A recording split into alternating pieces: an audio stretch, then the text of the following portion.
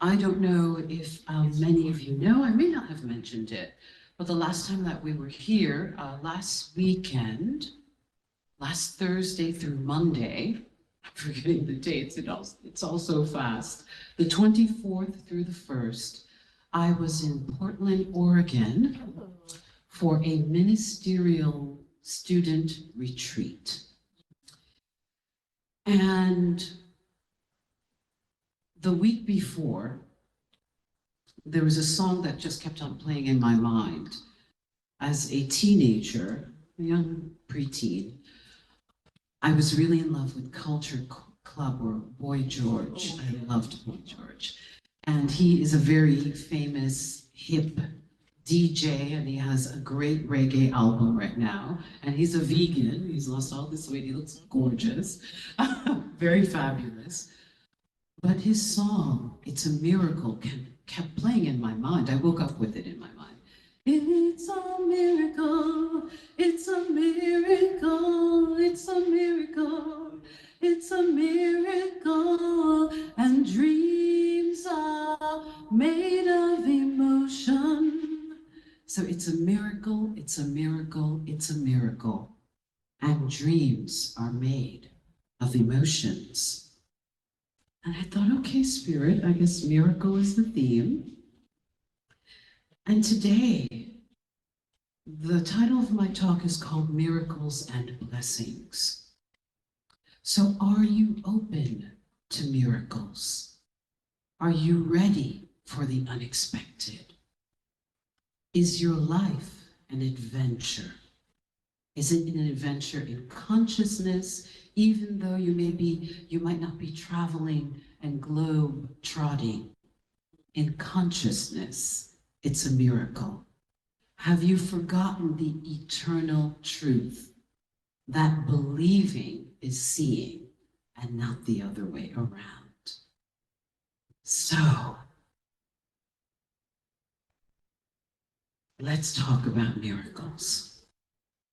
So in our beautiful Bible, and I'd like to remind us of this, only because on the retreat there were several of my classmates who said that they were triggered by the word God, triggered by the word church, triggered by the word Lord.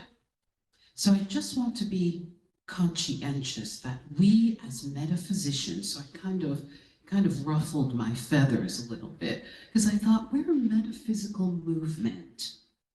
So as metaphysicians, we understand that behind that word is a higher truth, a higher principle, any of these words. So I asked my fellow ministerial students to let's not be spiritually adolescent. It's good to be childlike, but not childish. And as metaphysicians and truth students, we know when we say Lord, we're talking about the source, the quantum field, the universe, the great creator, the I am presence, the mother, father, the goddess, known by infinite Elohim, or Elohims, the many in the one, the Christ, the Buddha, the awakened one. So we are speaking about the grand mystery, the one that creates all life. And our words are limited as human beings. So of course, they cannot hold the weight of this infinite truth. So we should know that. And I'm saying should this time, because we are practicing the principles. So miracles. So when we speak about Jesus, he is representing the Christ consciousness. Mary is the Divine Mother. When we talk and read these biblical stories, they have metaphysical, mythical, spiritual meanings for us. We don't argue in the unity movement as to whether or not these beings were real, but we know that they were communicating real and mighty and powerful spiritual principles. That's what's most important. So Jesus actually performed 37 miracles in the Bible, in the New Testament. And many of you know that I'm a student of numerology. And so I'll break down the 37. 3 is the number of communication. And 7 is the number of awakening. It's the most repeated number in the Bible, over 20,000 times. It represents the divine, awakening, transcendence, the Christ, the I am presence, awakening to the truth of your being. So Jesus was so attuned with God in communication with the eternal one, the Father, Mother presence, that he was able to awaken and therefore manifest miracles. And when I read this list of the 37 miracles, it made me realize that Jesus was trying to tell us that miracles are normal. They should be ordinary, that they are not exceptional, but that miracles can become our new normal. So I'm going to read from Mark chapter 9, verses 14 through 28. And whenever God gives me some of these scriptures, I bristle and I go, this one is a tough one, but there's so much powerful meaning and revelation for us. Jesus heals a demon-possessed boy. When they returned to the other disciples, they saw a large crowd surrounding them, and some teachers of religious law were arguing with them. When the crowd saw Jesus, they were overwhelmed with awe, and they ran to greet him. "What is all of this arguing about?" Jesus asked. One of the men in the crowd spoke up and said, "Teacher, I brought my son so you could heal him. He is possessed by an evil spirit that won't let him talk. And whenever this spirit seizes him, it throws him violently to the ground. And then he foams at the mouth and grinds his teeth and becomes rigid. So I've asked your disciples to cast out the evil spirit, but they couldn't do it." Jesus said to them, "You faithless people, how long must I be with you? How long must I put up with your not understanding? Bring the boy to me." So they brought the boy. And when the evil spirit saw Jesus, it threw the child into a violent convulsion, and he fell, writhing and foaming at the mouth. "How long has this been happening?" he asked the boy's father. He replied, "Since he was a little boy. The spirit often throws him into the fire or into water, trying to kill him. Have mercy on us and help us if you can." "What do you mean if I can?" Jesus asked. "Anything is possible if a person believes." Anything is possible if a person believes. The father instantly cried out, I do believe, but help me overcome my unbelief." When Jesus saw the crowd of onlookers was growing, he rebuked the evil spirit. "Listen, you spirit that makes this boy unable to speak and hear. I command you to come out of this child and never enter him again." Then the spirit screamed and threw the boy into another violent convulsion and left him. The boy appeared to be dead. A murmur ran through the crowd, and the people said, "He's dead." But Jesus took him by the hand and helped him to his feet, and the child stood up. Afterwards, when Jesus was alone in the house with his disciples, they asked him, "Rabbi, why couldn't we cast out that evil spirit?" And Jesus replied, "This kind can be cast out only by prayer." This kind can be cast out only by prayer. And so it is.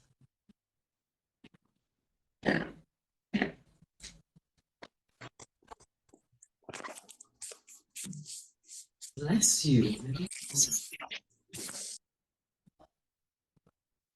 So it's a miracle. And dreams are made by emotions. So Jesus casts out a demon. I remember being a kid and listening to these scriptures at church being read by the priest ever so often. I think in Haitian culture, the scarier the better. The scarier the scripture, the more often they're preaching it. They really want to make sure they sock it to you. You better not misbehave on this planet. Oh, my beloveds, there's so much richness in this teaching. So Jesus cast out a demon in a little boy.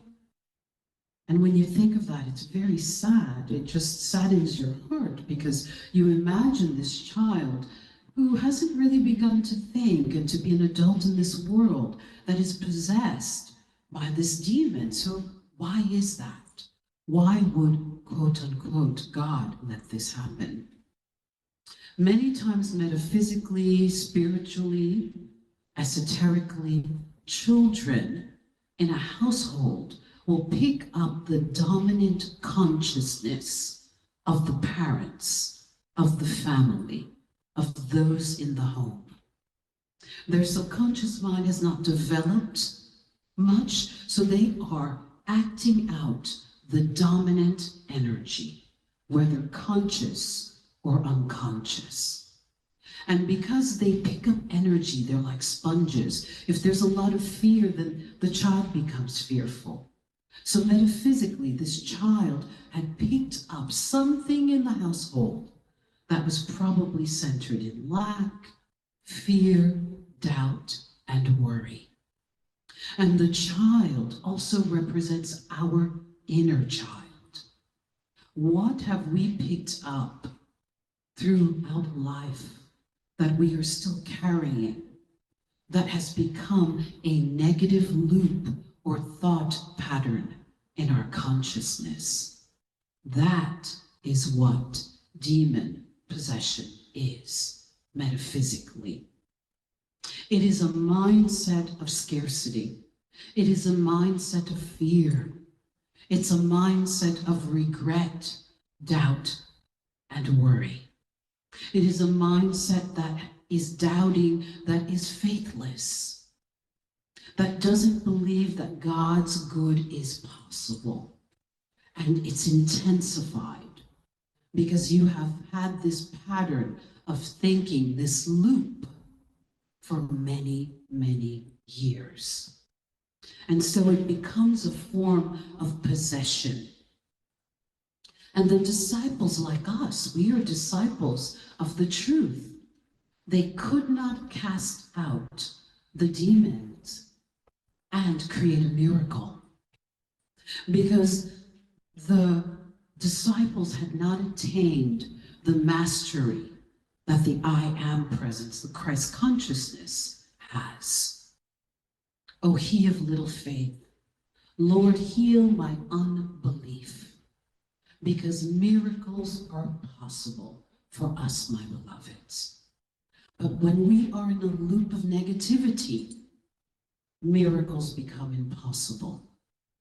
The miracles of health, the miracles of healthy relationship, the miracles of creativity and abundance and divine right ideas, And we have a world that will feed this negative loop.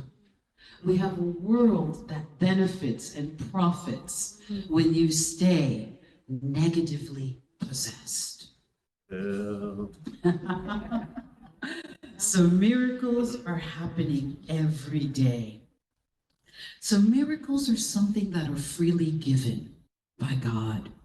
This is what Jesus, the greatest guru, was trying to teach us. That by faith and with faith, all things are possible. And through prayer, there are some demons that we can just let go of. Habits that we can just release. 1, 2, 3. We just never do it again. I'm not going to do that. That's easy. And then there are things in our lives that we must bring affirmative prayer power. We must use the miracle working power to change a circumstance in our lives, to change a mindset. And we must use the discipline of prayer. And as metaphysicians, we pray in declarations.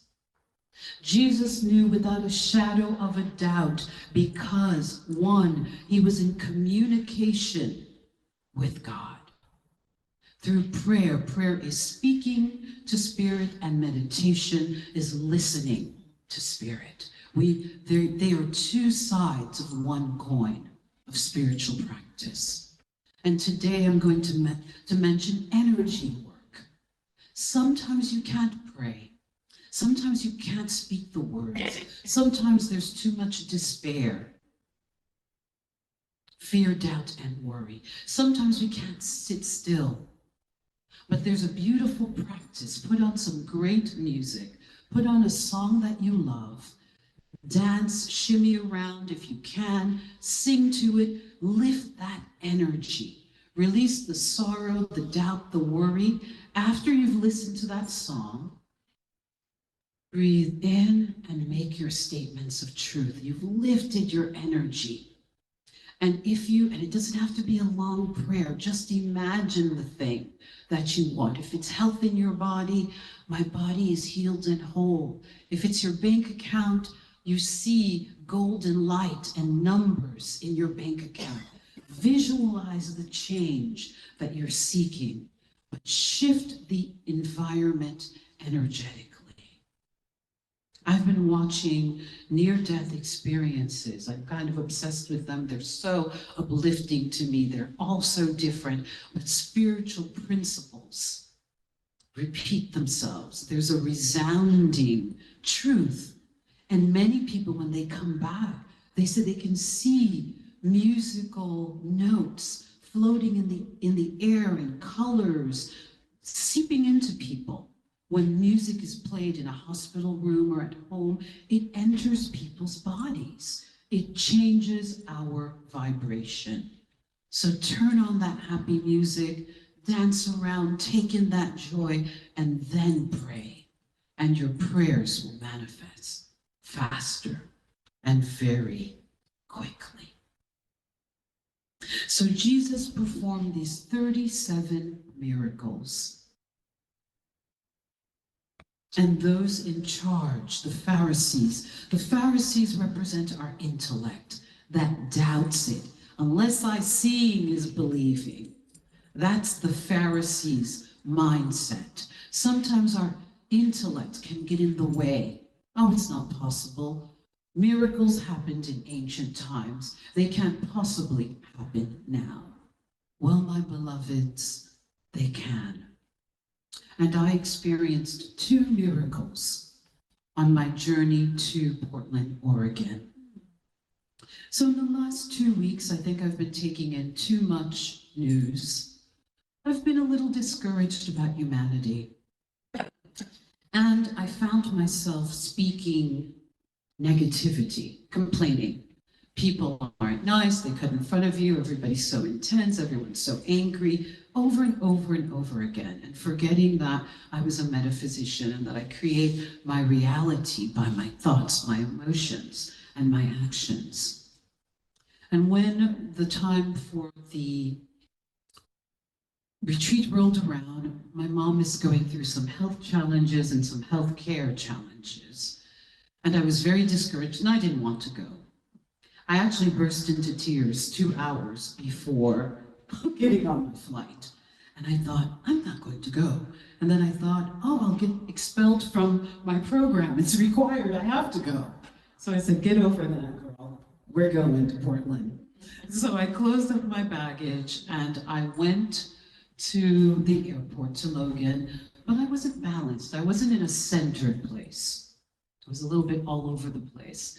And I went into a store and I bought something to drink, not realizing I had left, so this is the first miracle, I had left my debit card. Now, I never lose a thing. I don't lose cards, I don't lose keys, I don't lose jewelry, I don't lose anything. I left it there, unbeknownst to myself, and I walked to my gate, which was gate 36, so this was probably at gate 10. I have no idea, I don't have my debit card. Tra-la-la-la-la. I'm going into shops and looking, and then I go into the ladies' room. But I hear my name, Martine. Okay. That's weird. I hear in the background, through the airport, in the distance, I go, that can't be my name. Who's yelling my name at the airport? That's impossible. I'm just hearing things. And then the voice, I go into the ladies' room at gate 32, from gate 10, and I hear, Martine, Martine, and I go, who's calling my name? And I stand there, and a woman is running. She's running after me. She goes, you left your debit card. I said, you brought my debit card to me? I said, this is a miracle. She goes, you just had such wonderful energy. I went throughout the airport. I was looking for you. I wanted to give up, but I saw you, and then you disappeared. I was like behind you. She was 20, 30 feet behind me, and she was persisting, and she's like, I don't get my flight isn't for 2 hours. So I figured, okay, I'll try to get this lady her debit card. I held onto both of her forearms and I said, what's your name? And she said, Susan. And we looked into each other's eyes. And I said, I love you. I appreciate you. I thank God for you. I can't believe you did this for me. She said, there was something about your energy. She left and I just plopped down in a chair and I said, I would have gotten to Portland going, is it in my house? Did I leave it in another purse? Oh my God, I have to cancel this. I have no access to this. I would have lost my mind. Okay. That moment of this miracle, that was a miracle. This good person, God said, you've been complaining about humanity. I'm going to prove to you that there is goodness in this world. I'd been speaking, they're all messed up, God. Why did I come to the planet at this time? There are all the isms and everybody's so negative and I can't take it. And in that moment, I said, yes, your goodness reigns, Spirit. And so it centered me. I got into Thanksgiving and I was in a very centered place. Okay. I get to my gate, the flight is full. They're trying to give vouchers out to people so that they can get off of the flight and get some kind of voucher. And I'm the type of person that I typically plop down in the very first seat that I see at the gate. And so there were and this time I remember noticing that there were like 200 people. I milled around the gate. I walked around the whole circumference of the area. I was walking slowly, looking around, and then I saw a beautiful woman, an elder, she, just gorgeous, who had this inner glow. And I looked at her and she said, oh, you can sit right next to, there was an empty seat. She said, you can sit right next to my husband. And I said, well, I don't want to crowd him. She said, no problem. I sat there, so he wasn't there. She said, he's gone to get something. And of course, God would have it that I was directly in front of him as I noticed this man coming down the long corridor of gates, very tall, lanky, with a jovial energy, very happy spirit. I was fascinated by him. I just kept on staring at him. He sits down right next to me. He goes, hello, that's her husband. We chatted very briefly. I ran to the ladies' room as they were boarding. I lost track of them. I wasn't even thinking about this couple. I got on the phone with my mother. I'm getting on the plane. I passed my aisle. Note to self, don't do that when you're boarding. So I got to aisle 15 and realized I was in aisle 7.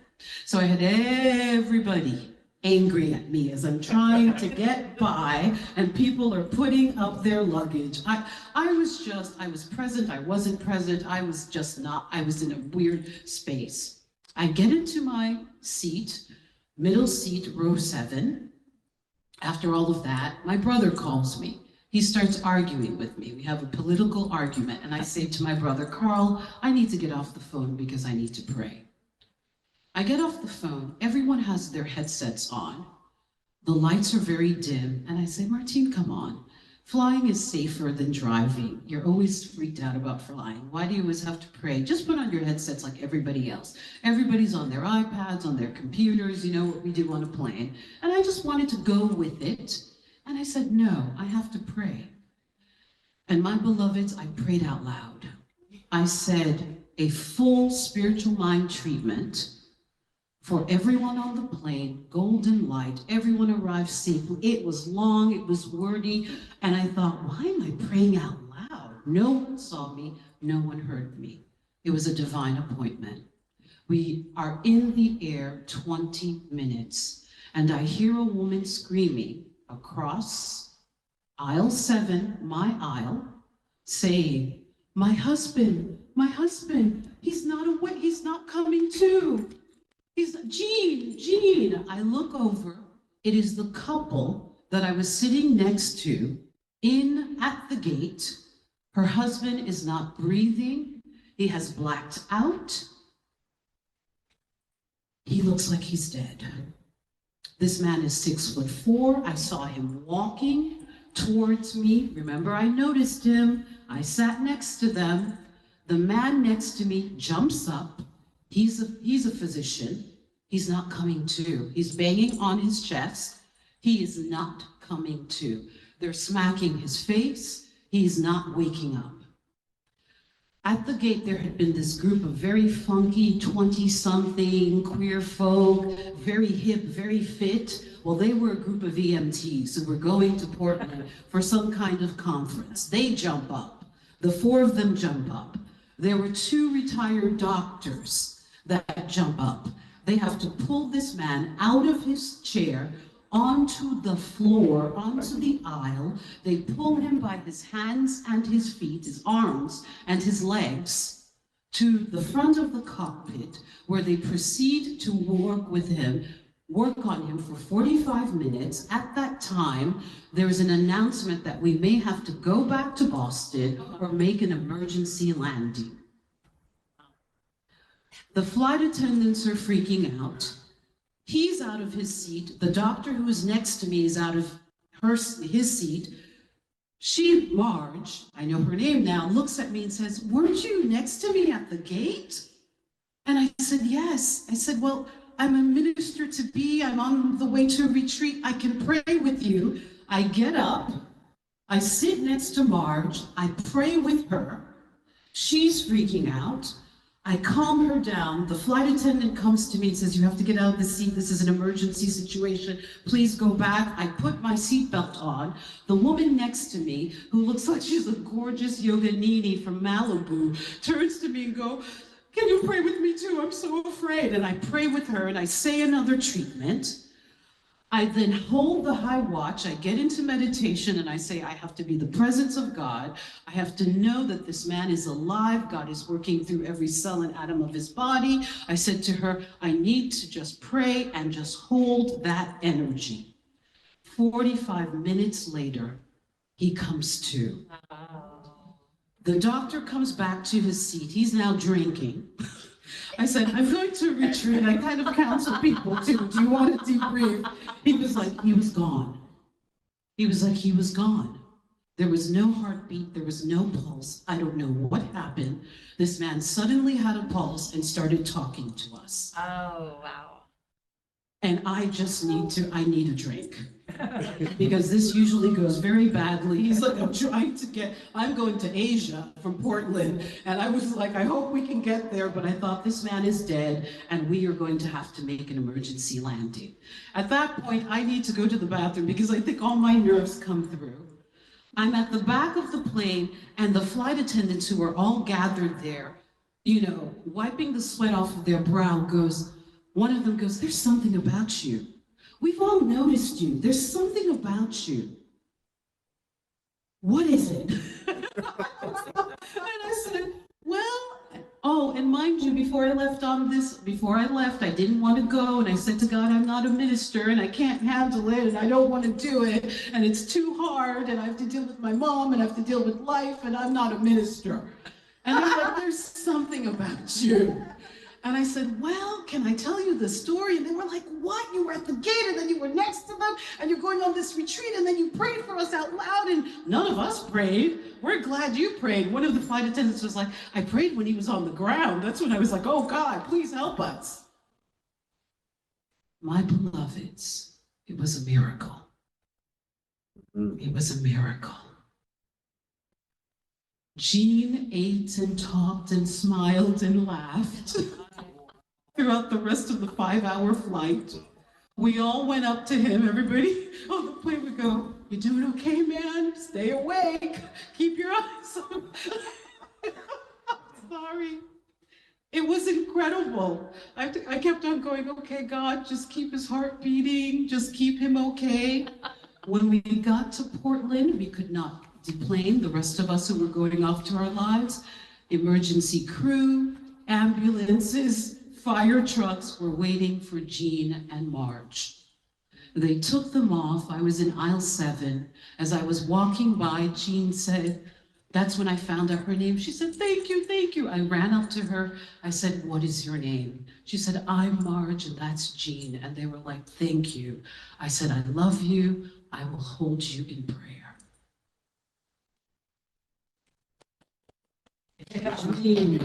Our native emotions, miracles are possible. My beloved, when I told the 150 ministers this testimony, people were like, and you think you're not a minister? Well, God's gonna plop you down so that you realize that miracles are possible. My prayer for Jean and Marge is that he has countless more years with his grandchildren and his children. 2 people with beautiful energy. When I got off the plane, the flight attendants were like, none of us had prayed. And I had that moment where I wanted to be like everybody else. It's hard being different. It's hard being a truth student that is committed to staying awake to these principles. I just wanted to put my headsets on and watch my Netflix. But I said, no, this is what I do. I pray for everyone, golden, light, health. Just know that we, each and every one of you, are the presence of God. We create miracles by holding our high watch, our higher consciousness. I don't know if it was Jean's time. I don't know if it was a miracle for me. I don't know if Jean was really going to die on that flight. I'll never know. I'll know when I'm on the other side. But I know that while fear and distress, and on top of it, I had asked the angels that we would have no turbulence, because sometimes I don't like it. During all of that, there was no turbulence. There wasn't an ounce of turbulence. And I said, this is a movie, and if the plane starts doing this, it's really going to feel like a horror flick at that point. No turbulence. No turbulence. A little bumps, few bumps after. Miracles are real. Hold on to your faith. Lord, heal our unbelief. Whatever you are going through, whatever is happening in your life, turn to the power within you and know that it will help you to overcome all things, and miracles will manifest in your world. and so it is. That's Amen. right.